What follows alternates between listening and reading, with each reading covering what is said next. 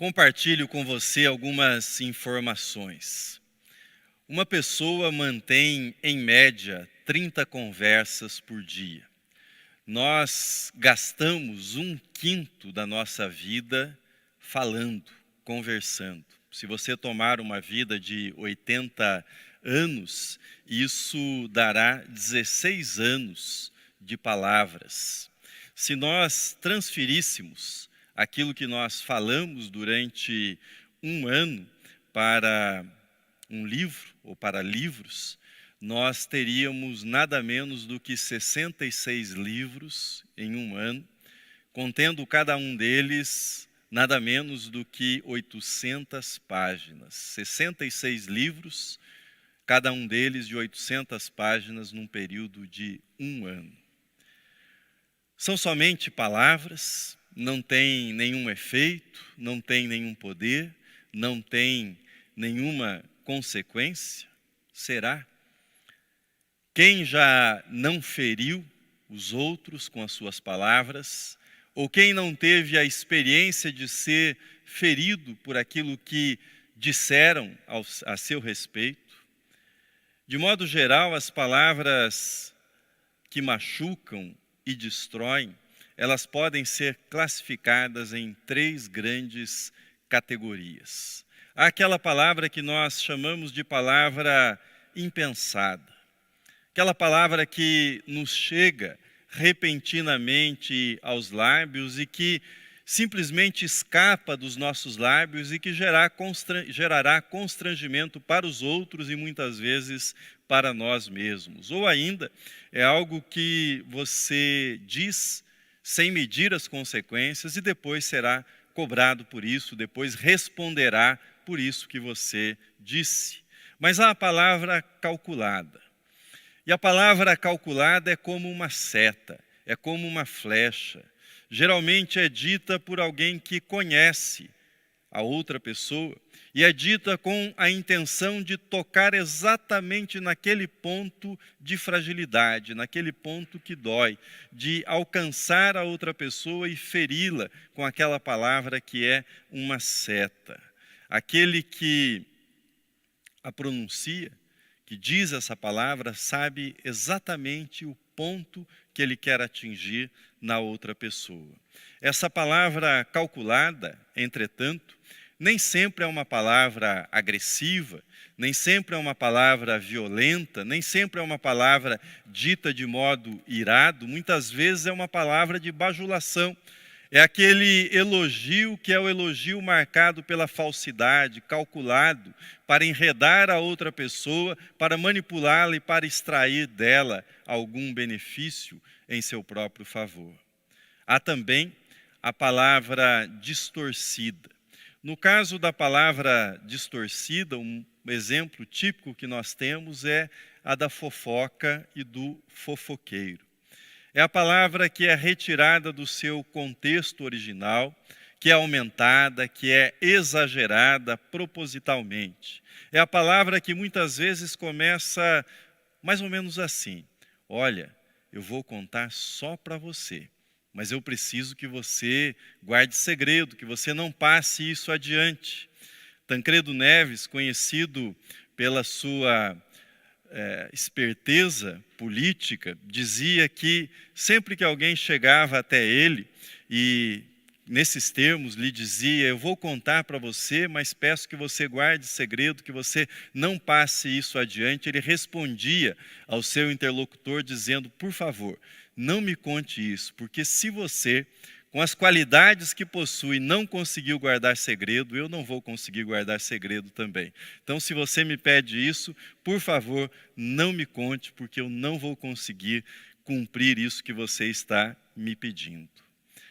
A Bíblia é muito clara a respeito do poder das palavras, daquilo que as palavras produzem na vida dos seres humanos, para o mal, como nós examinamos até aqui, mas também para o bem, daquilo que a palavra de Deus, a palavra nossa, dita sob a orientação da palavra de Deus, produz de bem para a vida dos outros. Mas ainda, sobre os aspectos negativos das nossas palavras, nós temos algumas advertências nas Escrituras que são bem conhecidas de todos nós. Por exemplo, no livro do Levítico está dito: não andarás com um mexeriqueiro entre o teu povo.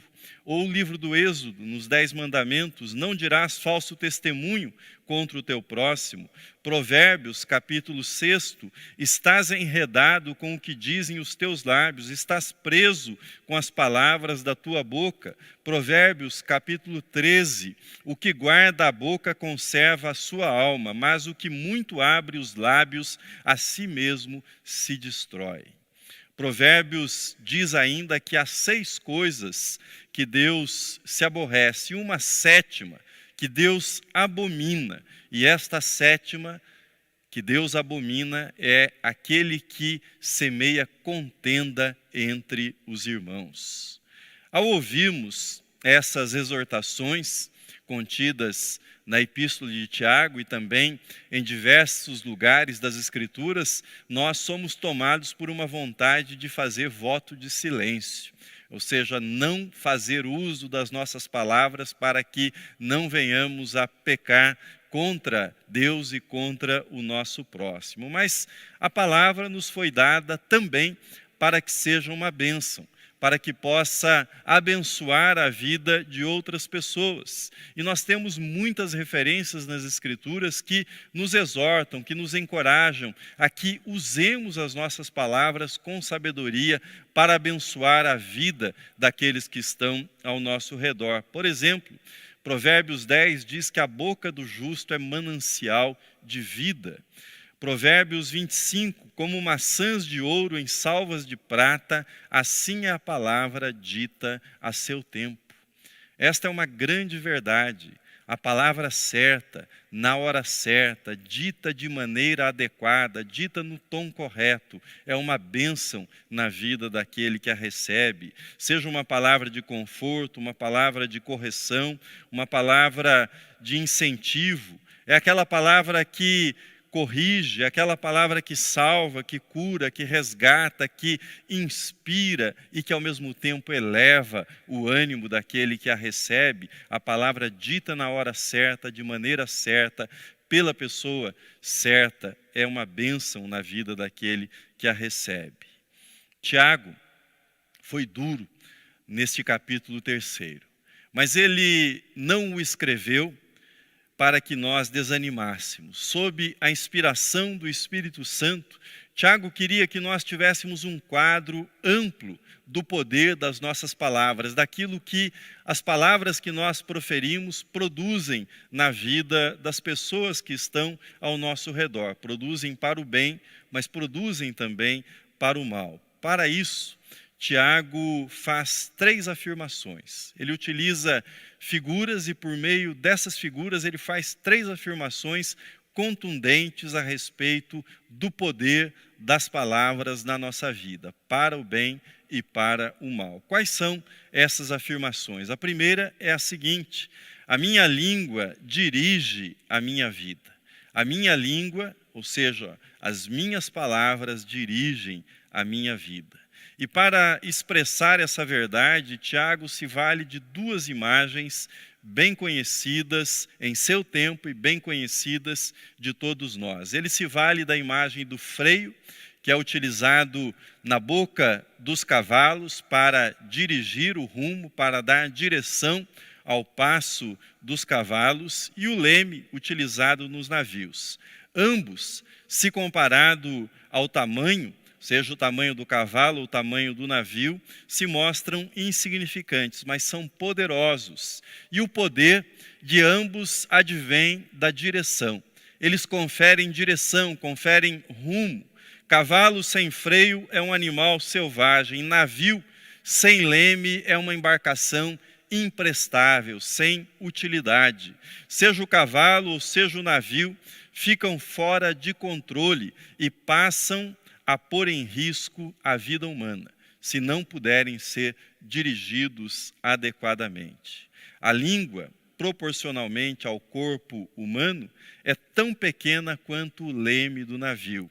A língua, proporcionalmente ao corpo humano, é tão pequena quanto o freio que é posto na boca do cavalo, mas é igualmente poderosa, diz Tiago. Seu poder advém deste fato. Ela tem o poder de dar direção, dar rumo, ou tirar do rumo, tirar da direção a vida humana. Você quer saber para onde a sua vida tem andado? Qual é o rumo da sua vida? Revise sobre quais assuntos você tem conversado nos últimos tempos. Você quer saber para onde a sua vida tem caminhado nos últimos anos? Veja com quem você tem conversado nos últimos anos. Você quer saber para onde a sua vida tem caminhado nos últimos tempos? Preste atenção no conteúdo daquilo que você tem conversado nestes últimos tempos. O poder da língua, o poder da palavra advém da capacidade de dar direção, de dar rumo.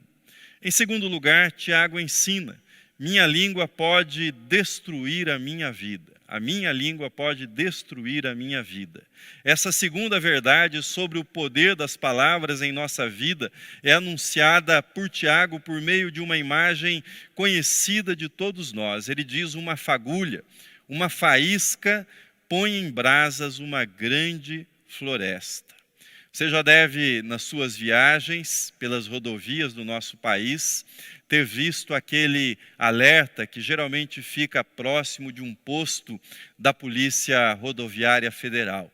E o alerta é para que os motoristas não joguem ao longo da estrada os restos de cigarro, que sejam cuidadosos a esse respeito, porque uma pequena faísca, principalmente num tempo de seca, pode produzir um grande incêndio. Esse grande incêndio pode ceifar a vida de animais e muitas vezes ceifar a vida também de seres humanos. Grandes incêndios começam com pequenas faíscas, começam com fagulhas, ensina Tiago. Na vida existem os incendiários verbais. É aquela pessoa que, com a sua palavra, destrói uma reunião familiar. É uma pessoa que, com a sua palavra, semeia discórdia entre irmãos, entre amigos. É uma pessoa que, com a sua palavra, com uma fagulha, destrói a reputação de uma outra pessoa. São os incendiários verbais. Mas para mostrar que a língua tem o poder de destruir a nossa vida e a vida dos outros, Tiago lança mão de uma imagem ainda mais forte para falar deste poder mortal, destrutivo que está na língua dos seres humanos. Ele usa a imagem do veneno. Ele diz o seguinte: a língua é mal incontido, carregado de veneno mortífero. Quanto veneno é preciso para matar uma pessoa? Muitas vezes, uma pequena gota, quase invisível aos olhos humanos. Uma pequena porção, uma pequena gota de veneno é letal. Destrói, tira a vida de um ser humano. Aplique esse raciocínio ao uso das palavras. Ah, foi só uma palavrinha. Eu não tinha intenção de causar mal. Foi só uma palavrinha. Mas foi tão letal quanto uma gota de veneno.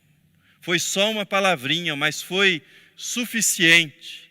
Foi suficiente para matar uma amizade, para sepultar a confiança, para destruir laços que foram construídos ao longo dos anos. Só uma palavrinha.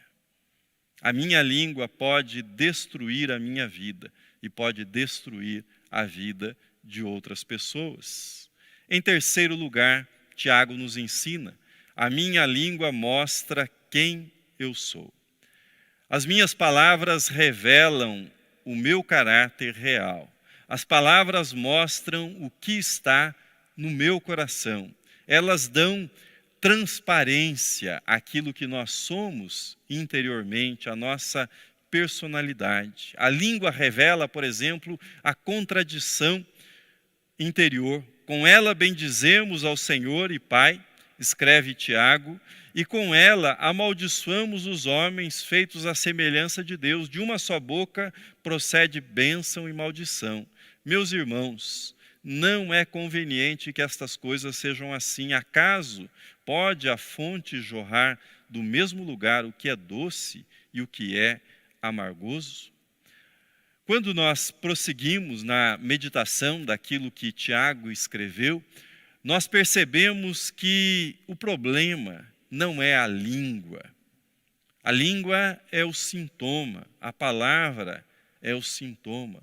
O problema real está no coração dos seres humanos, no interior de cada pessoa, de cada ser humano. Jesus ensinou que a boca fala do que está cheio o coração. Uma pessoa com palavras agressivas revela um coração irado. Uma pessoa que só fala coisas negativas revela um coração pessimista, medroso. Uma pessoa que se gaba o tempo todo revela um coração inseguro. Uma pessoa que menospreza aqueles que estão ao seu redor revela um coração arrogante. Uma pessoa crítica revela um coração amargurado, um coração ressentido. Portanto, aquilo que nós verbalizamos revela aquilo que está dentro do nosso coração. E aquilo que eu digo a respeito dos outros e para os outros fala mais a meu próprio respeito do que a respeito dos outros. Revela mais a meu respeito do que revela sobre o que são os outros e o que fazem as outras pessoas. Bom, a essa altura, você deve estar pensando numa solução. Como é que nós saímos disso? Qual a solução? Como é que eu posso usar esse dom, que é o dom da palavra, para edificar e não para trazer destruição para a minha vida e para a vida dos outros? Será que nós seremos para sempre escravos das nossas palavras? Tiago não escreveu esse capítulo magistral da sua epístola para que nós desistíssemos da batalha. Mas ele o escreveu para que nós tivéssemos consciência da dimensão, para que nós tivéssemos consciência da extensão dessa batalha, quão árdua é essa luta para o uso adequado deste dom, que é o dom de usar a palavra. Ele diz: se alguém não tropeça no falar, é uma pessoa perfeita. E diz mais adiante: a língua nenhum homem é capaz de domar. A batalha é grande, é uma batalha decisiva para cada um de nós, mas Deus quer ajudar-nos, o Espírito Santo quer nos ajudar, e sem a ajuda de Deus não haverá qualquer chance de vitória para nenhum de nós. Domar a língua é impossível para nós, mas com a ajuda de Deus, todas as coisas são possíveis, e com a ajuda de Deus é possível aprender a usar a palavra de modo moderado, de modo adequado, de modo oportuno. O que eu posso fazer para controlar a minha língua? O que eu posso fazer para que as minhas palavras não semeiem destruição, para que as minhas palavras não funcionem de modo a produzir morte na vida das outras pessoas e morte também na minha própria vida? Primeiro, você precisa de um coração novo. Você precisa de um novo coração. Qualquer solução será uma solução paliativa. Qualquer solução será apenas um remendo e não uma solução definitiva. A chave é uma mudança interior, pois palavras apenas revelam aquilo que está no nosso coração, aquilo que está no nosso interior. Usando a figura de Tiago, você precisa entregar o leme da sua vida para Cristo. Se você já fez isso aceitando Jesus como seu Salvador, quem sabe esteja no momento de fazer isto consagrando a sua vida novamente, rendendo o comando da sua vida a Cristo para que Ele possa dirigir a sua vida e controlar as suas palavras. Não importa quão fortes sejam as tempestades, não importa quão altas sejam as ondas, Cristo estará no controle, Cristo estará no leme, Cristo estará no comando da sua vida. A Bíblia diz: se alguém está em Cristo, é nova criatura. As coisas antigas já passaram e eis que se fizeram novas. Perdoe aqueles que dirigiram palavras ríspidas, palavras injustas contra você. Peça perdão a Deus pelas palavras carregadas de veneno que você já proferiu contra outras pessoas e pelos danos que foram causados. Perdoe e busque o perdão, busque a renovação da sua vida para que você possa usar daqui em diante as suas palavras como uma nova criatura em Cristo Jesus. Em segundo lugar, pense antes de falar. Pense antes de falar. Se você precisa de muitas palavras para dizer algo, talvez você precise pensar um pouco mais sobre o que vai dizer, diz um ditado antigo e conhecido. O fato é que muitos dos nossos problemas não são provenientes necessariamente de maldade, mas são provenientes de tolice, de bobagem, de falta de moderação, de contenção nas palavras, são provenientes de impulsividade no falar. Mahatma Gandhi dizia que já havia se arrependido de ter falado, mas nunca na vida ele havia se arrependido de ter ficado calado. E a razão é simples. Quando nós nos calamos, nós temos oportunidade de reparar esse silêncio fazendo uso das palavras, mas quando nós proferimos as nossas palavras e o fazemos impulsivamente, muitas vezes nós não temos mais chances de fazer um reparo àquilo que nós dizemos.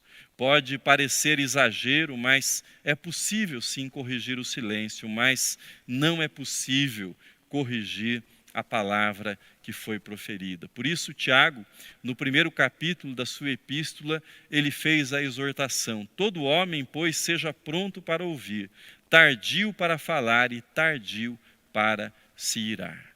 E em terceiro lugar, você precisa pedir a ajuda de Deus a cada dia. Pedir a ajuda de Deus todos os dias da sua vida. O salmista fez a seguinte súplica para Deus, que deve ser a minha súplica e a sua súplica a cada dia. Ele diz: põe guarda, Senhor, a minha boca, vigia a porta dos meus lábios, vigia a porta dos meus lábios. Devemos começar cada dia pedindo que Deus nos ajude, que Deus abençoe os nossos lábios, que Deus abençoe as palavras que nós iremos proferir ao longo daquele dia. E devemos terminar cada dia fazendo uma revisão daquilo que nós dissemos, daquilo que nós falamos, do modo como nós usamos as nossas palavras durante aquele dia. Encha a sua mente, o seu coração com a palavra de Deus. Escolha um versículo para cada dia, escolha um versículo para a sua semana e medite na palavra de Deus. Ore para que o Espírito Santo encha o seu coração, encha a sua vida, para que dos seus lábios transbordem palavras que possam glorificar a Deus e possam também abençoar a vida de outras pessoas. O pregador inglês Richard Baxter, puritano, ele costumava dizer que a prova de que o Espírito Santo está na vida de uma pessoa, que uma pessoa está cheia do Espírito Santo, não é o falar línguas estranhas, como está lá em Coríntios, mas controlar a língua que você já fala. A prova da presença do Espírito Santo, do enchimento do Espírito Santo, é a moderação, é o uso correto na língua que você fala, nas palavras que você profere. Termino. Não quero que você fique desanimado. Não quero que você julgue essa batalha uma batalha perdida, que você assuma que você vai destruir a sua própria vida e vai causar danos à vida de outras pessoas por meio das suas palavras. Mas eu gostaria que você refletisse nesta mensagem sobre para onde as suas palavras têm conduzido a sua vida. Que rumo a sua vida tem tido por meio do uso que você tem feito das suas palavras. Que tipo de palavras tem predominado no seu dia a dia? Acaso você tem adquirido uma satisfação, um prazer mórbido, uma satisfação doentia em falar mal dos outros, em criticar os outros, ou até mesmo dizer mentiras a respeito dos outros? Reflita sobre isso e tome uma decisão. Tome uma decisão de entregar seu coração para Cristo. Se você é um daqueles debatedores contumazes, daqueles que vivem de uma briga em outra briga, passando de briga em briga, de conflito em conflito, abra mão desse direito de contestar. Deixe que Cristo seja o advogado da sua causa, que Cristo seja o seu defensor. Peça para que Deus torne a sua língua uma fonte de bênção para a vida de outras pessoas, que nos seus lábios haja sempre uma palavra de esperança para aqueles que estão desesperados, uma palavra de ânimo para aqueles que estão desanimados, uma palavra de consolo para aqueles que estão entristecidos, que estão abatidos nesse tempo que nós vivemos, e que haja uma palavra de encorajamento para aqueles que estão desanimados e uma palavra de orientação para aqueles que estão perdidos, que estão desorientados. Aquilo que parece impossível para nós e que é impossível para nós, não é impossível com a ajuda de Deus. Com a ajuda de Deus, todas as coisas são possíveis. Principalmente com a ajuda dele, nós podemos aprender a falar de um modo que possa abençoar a vida daqueles que estão ao nosso redor. Que Deus o abençoe, que Deus o ajude, que Deus nos ajude. Amém.